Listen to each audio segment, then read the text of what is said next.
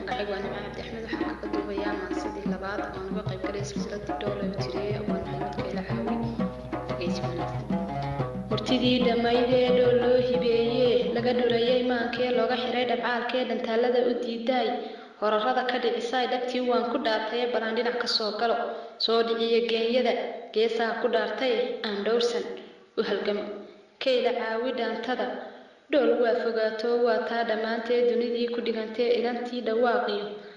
laga dhigay dagaalkoo hubka loo dhuraayo lalahaa ha dhicin jabin miyay dhaqaya ari iyo dhowriyaad bagooyeen dhoodigay la dhalatana kuwa farax dhaqaaqoo leeyahay gobbaa dhalay dhiiruhu ma galow baa dhugashadu ma dhayal baa waxaan dhowrayee rabay dhammaantood ma been baa qalma dhabila iyo awr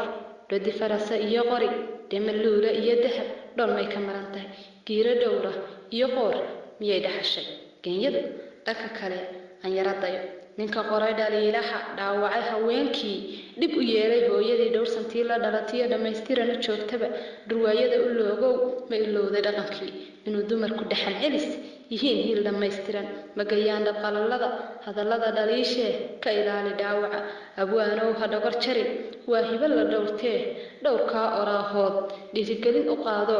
hungurow ha dheeliin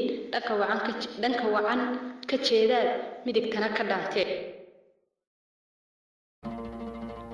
suugaanteenna dihan iyo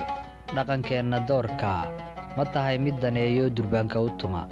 haddii ay jawaabtaadu tahay haa fadlan taageer hoyga murtida iyo madadaalada ee Murti Bile.